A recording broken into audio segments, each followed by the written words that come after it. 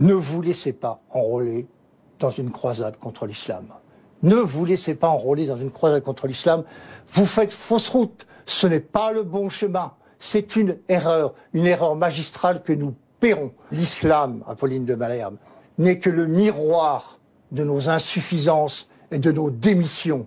L'islam nous renvoie à l'image de notre déclin et, j'ose le mot, de notre décadence. C'est ça qui nous est insupportable. Le voile pour les femmes ? Ben écoutez, c'est ce que j'ai écrit dans un entretien à Valeurs Actuelles cette semaine.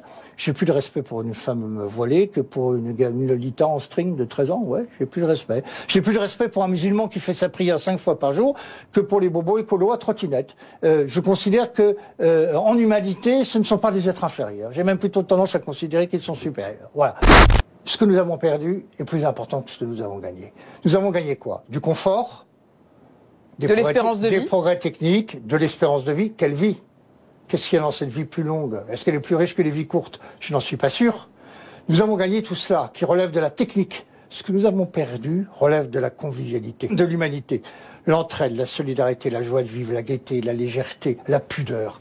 Toutes sortes de choses qui faisaient l'homme et la femme ancienne, vous voyez, je suis inclusif.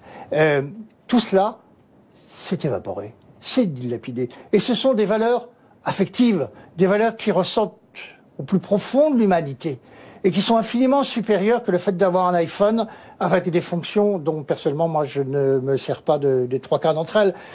Je vous disais, le vrai grand remplacement, c'est celui de l'homme par les post-humains. C'est celui qui a tout permis. Il faut comprendre ça. Si on ne comprend pas ça, on ne comprend rien de ce qui s'est passé depuis 40 ans. Je dis à mes amis de droite, il m'en reste encore beaucoup, beaucoup. Ne vous laissez pas enrôler dans une croisade contre l'islam. Ne vous laissez pas enrôler dans une croisade contre l'islam. Vous faites fausse route. Ce n'est pas le bon chemin. C'est une erreur magistrale que nous paierons. Le problème, ce n'est pas tant l'islam que l'immigration. Il ne faut pas se tromper dans l'analyse. Ceux qui font l'analyse inverse, qui mettent la question de l'islam avant le problème de l'immigration, se trompent. Et ils seront responsables des grands malheurs qui pourraient arriver à la France dans les années qui viennent. L'islam, Apolline de Malherbe, n'est que le miroir de nos insuffisances et de nos démissions. L'islam nous renvoie à l'image de notre déclin et, j'ose le mot, de notre décadence. C'est ça qui nous est insupportable. Notre rapport à l'islam, il est lié au recul du sacré dans la société française. C'est comme ça. Nous sommes une société où le sacré nous est totalement étranger. À quand voulez-vous que les musulmans s'assimilent? Quelles valeurs nous leur proposons? Il n'y a pas de commun substantiel, il n'y a pas de projet collectif. Pierre Manant disait fort justement, on n'habite pas une séparation. Il y a une séparation totale entre les musulmans et la société française. Ils sont habités d'un double sentiment explosif. Un sentiment de supériorité en termes de civilisation. Ils nous regardent comme une... Et si je vous écoute, ils ont raison? Ils nous regardent comme une société apostate, décadente, réduit à la marchandise, à la consommation. Vous partagez? Sur un point. Vous partagez? Oui, il y a un certain nombre de choses, oui, c'est certain. Mais vous faites presque l'éloge, Patrick Buisson, de ceux qui considèrent que les lois de leur religion sont supérieures aux lois de la République. Ben, un catholique considère que la loi naturelle est supérieure aux lois de la République. Et vous vous en réjouissez? Est-ce que c'est une bonne chose? Ah, mais je considère que ça ne scandalise absolument pas qu'un croyant place la loi naturelle, la loi divine au-dessus de la loi de la République. Sinon, mais comment on fait pour vivre ensemble si on n'est pas de la même religion? Si on n'est pas de la même religion, c'est un autre problème. Ça ne fonctionne que si tout le monde est de la même religion. Non, ça fonctionne qu'à partir du moment où on partage les valeurs du sacré. C'est-à-dire qu'on pense que l'être n'est pas un être unidimensionnel, un être réduit à ce qu'il possède, un être réduit à ce qu'il consomme, un être réduit à sa peau. Écoutez, dans les années 60, il n'y avait aucun problème d'assimilation entre le million de musulmans qui étaient en France et les Français. Pourquoi? Pour deux raisons. Parce que nous avions un modèle attractif. Ça s'appelle le patriotisme. Il était vivant. Il y avait une identité profonde qui faisait que les musulmans la respectaient. Et puis, il y avait une convergence, une proximité morale et symbolique entre l'islam et une France qui était encore chrétienne. Moyennant quoi, les choses se passaient plutôt bien. Aujourd'hui, ce n'est plus possible en raison de la déchristianisation de l'Occident. Vous voulez le comprendre? C'est-à-dire, je voudrais vous poser dans les grandes religions monothéistes, il y a un tronc commun que l'on partage. C'est le sens du sacré. C'est de savoir que l'homme est un animal sacré. Le fond religieux, anthropologique, consubstantiel à l'homme. Est-ce que vous avez le sentiment qu'aujourd'hui les musulmans en France sont victimes d'une forme de cabale ou de stigmatisation? Non, d'incompréhension. Parce que le sacré est devenu pour nous totalement incompréhensible. Ce qu'il représente est devenu incompréhensible. Nous sommes pratiquement la seule nation d'Europe, la seule, où les signes religieux sont interdits dans l'espace public, ou pratiquement bannis. Vous le regrettez? Dans l'espace public. Ben, je le constate simplement. Non, mais vous trouvez que c'est bien, c'est pas bien? Bon, écoutez, moi, je n'ai jamais été un laïciste forcené. Je trouve qu'on devrait pouvoir, effectivement, manifester sa foi comme on l'entend. Moi, autant je suis pour... Jusqu'où, ça veut dire, par exemple... porter un signe religieux n'est pas une... Le voile pour les femmes? Ben, écoutez, c'est ce que j'ai écrit dans un entretien à Valeurs Actuelles cette semaine.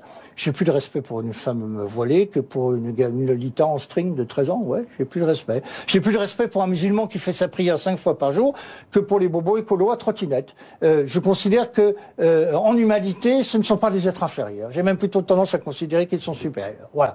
Et donc, cette vision-là, moi, qu'est-ce que ça a de... tout est pornographique à ce moment-là. La marchandise est pornographique. Je ne devrais pas dire ça sur une chaîne d'information continue, mais la publicité est une obscénité et pornographique, c'est une agression. Il y a d'ailleurs des publiphobes, hein, voilà. Pourquoi le signe religieux, les manifestations religieuses seraient reléguées dans l'enfer où était contenu et sanctuarisé, j'allais dire, le sexe au 19e siècle? La religion est devenue un tabou, comme la mort, par exemple. D'ailleurs, on dit même plus la mort, on dit la fin. Il y a un protocole hospitalier, c'est plus le terme naturel de la vie, la mort. Il n'y a plus la dimension sacrée de la mort, il y a simplement la fin de la vie organique. C'est une défaillance technique. Quand vous dites les croyants, est-ce que vous vous incluez dedans? Est-ce que vous avez la foi? Oui. Oui, bien sûr. Oui, sinon je ne tiendrais pas. La foi, qui est une foi très imparfaite, qui est une foi...